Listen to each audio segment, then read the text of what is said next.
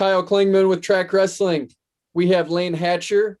He currently is a quarterback at Arkansas State, plays football, of course. And I'm just going to read you a little bit of his stat line from high school, college. It seems like it's more of a video game, but Arkansas's all-time high school leader in passing, 15,403 yards, 185 touchdowns.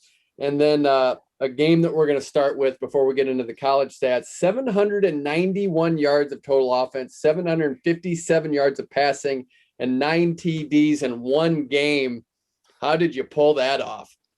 It was actually against my best buddy was the quarterback for the other school, and he threw for 500 that night. And so it was our rival schools. And it was one of the most fun games of my life for sure. It was, I had great guys around me, great coaches, and, just everything seemed to be clicking that night. It was one of those games that's really fun. What was the crowd doing at that moment? Were they into it just like you guys were? It was funny, they were, everybody was just going crazy. You didn't really realize what it was until we looked up at halftime, and it's 50-something to 50-something to 40-something. But, it's funny, like they were scoring kind of almost like in big plays, like kind of one play at a time, and we were scoring more like in a slower fashion. So it was wild because, we were scoring every time, and we knew literally after the fifth or sixth series, coaches came over and goes, we're just going to have to score every drive the entire game. And that's just got to be the mentality going into it. And we ended up doing it. What was the final score? I wasn't able to see that. 86-56. Man, do people want to bring it up to you still? Yeah, it gets brought up a lot. I got some just random times it'll kind of pop up, whether it be on Twitter or just people bringing it up that I know that I see from time to time. But it definitely gets brought up pretty often. So that's high school football. College, you started at Alabama, didn't start, but that's where you started your career, and then transferred to Arkansas State. You were the Sun Belt Conference Freshman of the Year. You're in your sophomore season. Have had 2 really solid back-to-back seasons. And most importantly, you were a 4-time state champion in Arkansas. So love what you've done, the crossover from wrestling to football. But let's start at the beginning. When did you find wrestling? When did you find football? What was the first time you found both those sports? About the same age. I may have started playing football maybe a year or two before. Started wrestling when I was 6. I think I started playing football when I was 3 or 4. I would play up in a five-year-old league with those are still a lot of my buddies to this day. And then started wrestling when I was 6. My dad was a wrestler and kind of started the youth program for us, and just kind of took off. And it did so much for me, and just growing up made me so tough and helped me in so many ways. Your dad was a well-rounded athlete, went the Division III route, but really is the guy in Arkansas wrestling. When did you realize he was the guy for Arkansas wrestling? I think probably the 7th or 8th grade when I started hanging out. I guess whenever I started hanging out at the high school state tournaments, maybe 5th grade, and he was really the guy making all the decisions and kind of running the whole thing, and the guy that people came to get kind of problem solved, and if they needed help, that's when I probably realized it. So probably 5th or 6th grade when I started hanging out and really understanding how much time and energy he put into it. And not just wrestling, all sports, really. Yeah, he's a sports guy. It doesn't matter what sport. He thinks it's a great thing and thinks it does great things for kids especially. And I agree completely with that. It's something that's changed my life. I don't know where I would be without sports. It's just who I am, and it's what I want to be. When did you have those conversations on what sports to play and how you would execute that? My dad he wanted me to be a 3-sport athlete through high school. He never believed in the focusing on one sport that a lot of people do these days. The way he saw it, they would just make more potential in college. There was going to be more room for improvement if really focusing on one sport mattered. But his thing was you can't let one sport be an excuse for another. So just because I had wrestling practice that day doesn't mean I wasn't going to go throw at night or I wasn't going to go hit in the batting cage in the morning. So there was, and pretty much every day was a 3 a day. Usually I would hit baseballs before, say it was wrestling season, I would hit baseballs in the morning before school, go to wrestling practice in the afternoon, and then I'd go throw at night. And that was just a weekly routine. When did you build a relationship with Pat Smith, the first 4-time NCAA champion, Division I in our sports history? He came.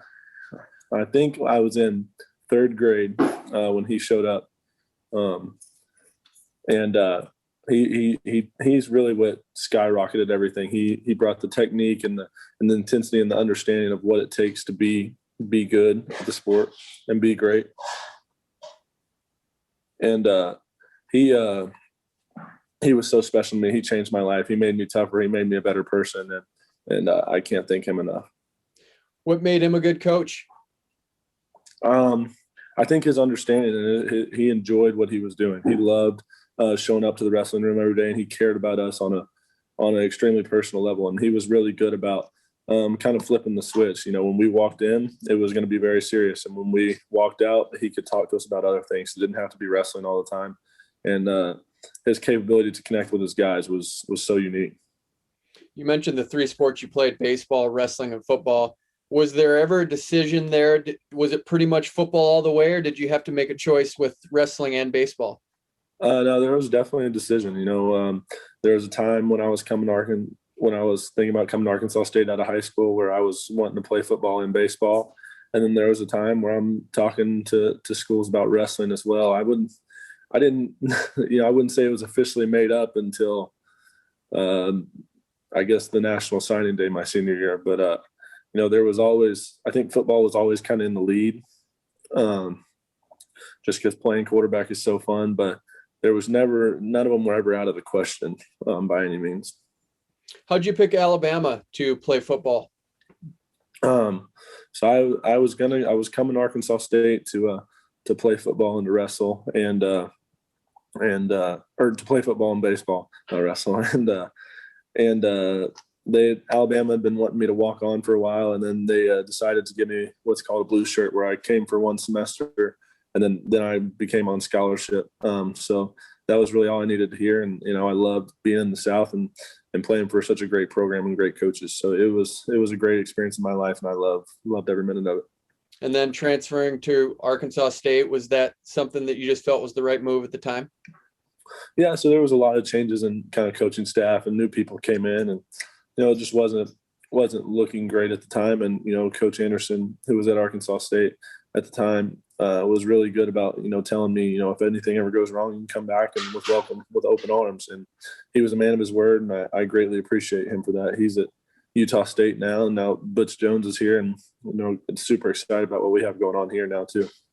Do people on the team understand your wrestling background?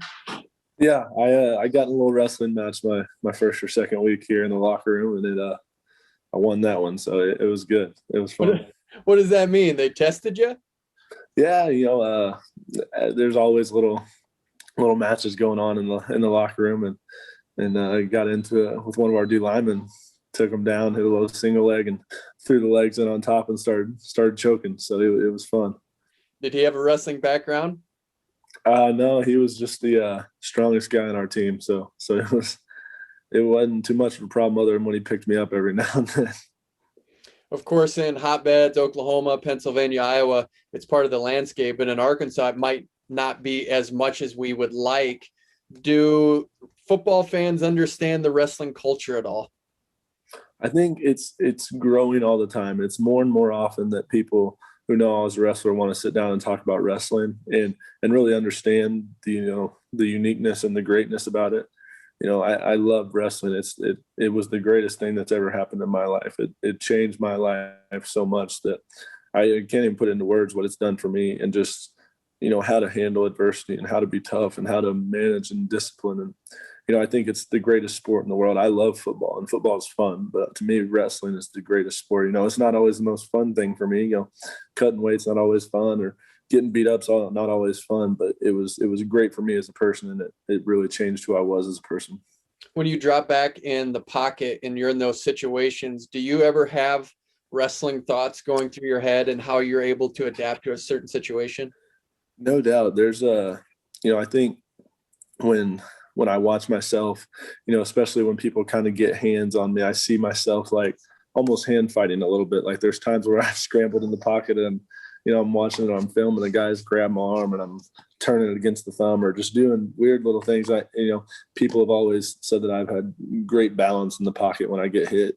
And I think that's all wrestling, just learning how to feel somebody kind of pushing on you or attacking you and learning how to move in a way that you're not going to fall down. And, there's also there's not a fear out there of, a guy in pads hitting me. I'm not afraid of those big guys. I always felt like I was never afraid of those guys, which I had a guy tell me one time that I play quarterback like I'm wrestling. And that was one of the greatest compliments I've ever gotten. One of the things wrestling celebrates is that everyone gets to be the quarterback because everyone's contribution counts the same, especially if it's in a dual meet. You get to be quarterback and wrestler where you get both those privileges. What's the difference in the pressure that you have when you're a quarterback versus being on the mat as a wrestler? But, the pressure, I think there was almost, with being a quarterback, you have people on your team that are going to help you and going to support you. Being a wrestler all by yourself, to me, that could almost be a little more nerve-wracking sometimes when it's just you by yourself because there's nobody to put the blame on. But I think at the same time, obviously there's a lot of lights and eyes on the quarterback. So it's a pretty similar feeling for me. To me, wrestling, there was just a little bit more of an intimidation of, it's more personal and it's more, kind of a physical attack rather than if I just throw an interception, that's not going to hurt sometimes, but I could get hurt and embarrassed when I'm wrestling sometimes. Quarterback might be the most celebrated position in all of sport. When you're in that position and the game is kind of in your hands, what does that feel like? It's one of the greatest things in the world. We have a saying here that the quarterback's the most hated man and the most loved man. He's over celebrated and he's over criticized. And it's very true.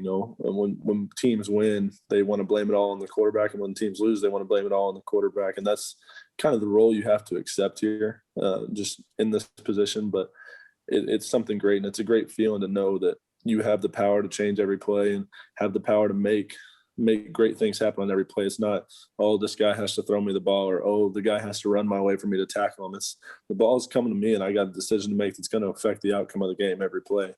And, it's a unique feeling and it can build you up and it can break you down just as easy.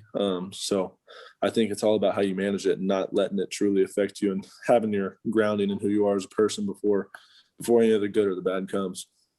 I've learned that you have a legendary work ethic and that you have a great process to get yourself prepared. What goes into that process?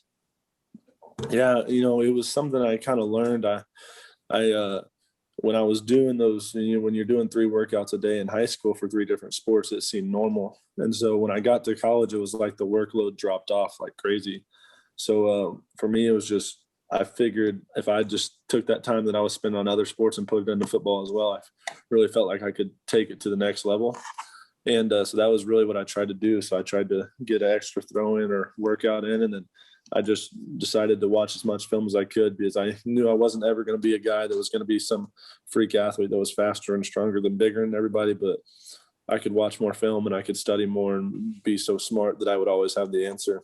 And that's really what I put all my focus in. And so I just broke it down into a daily routine and schedule of how I was going to go about things, and to where it was manageable every day, where it was just a couple more hours here and there. And then it became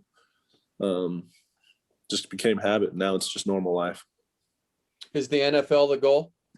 That is. And that's what I want to do. And that's what I believe I'm capable of. And, so, there's a lot of things that I need to take care of first, but that's definitely where I want to be and where I believe I'm going to be. What have you learned about what it takes to get there? I've been around a lot of guys now, especially when you look at the room I was in Alabama where Tua and Jalen Hurts and Mac Jones and me were all in the same room.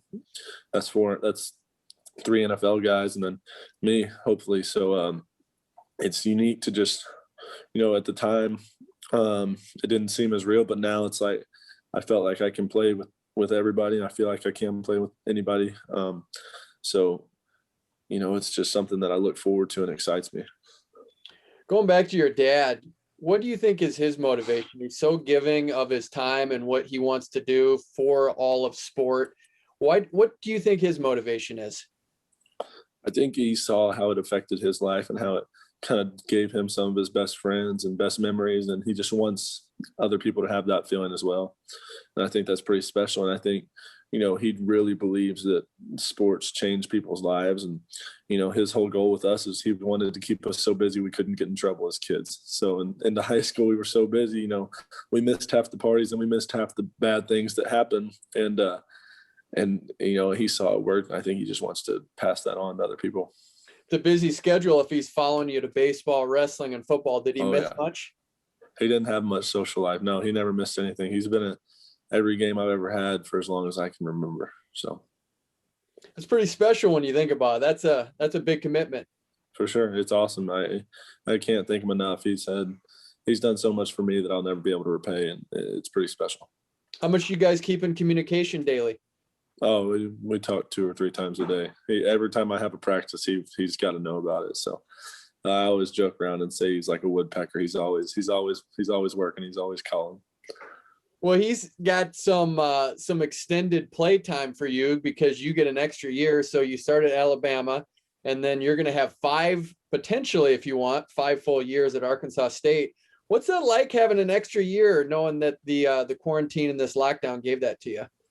It's kind of crazy to think about. I just turned 22 last week, and you think about 3 more years. That's wild. You're going to be 25 still playing, but I just whatever happens, I'll be ready for it, and I'm excited. And if I get to keep playing football, that's the main thing in my life. I'm good with that, and I love it. So every day is a blessing getting to play, and so I'll play as long as they let me. Until they turn the lights off, I'll be playing.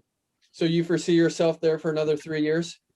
Yes, sir. If that's what needs to happen, and that's what I feel like is the right thing to do, I will happily be here. What was this last year like for you, knowing that maybe limited practice schedule? Take us through what this 2020 season looked like for you.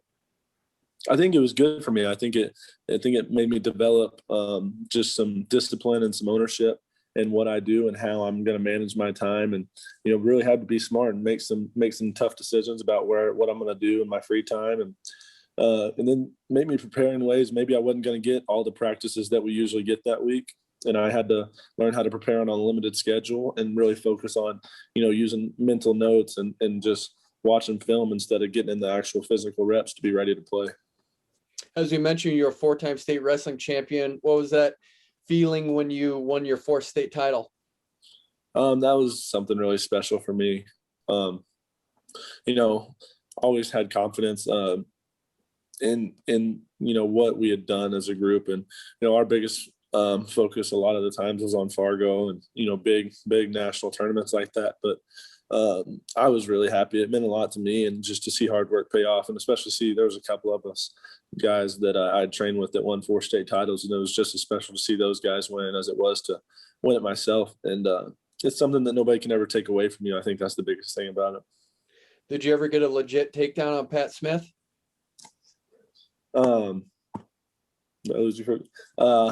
we used to go at it. There was actually a summer where he beat me up really bad, made me really tough that summer.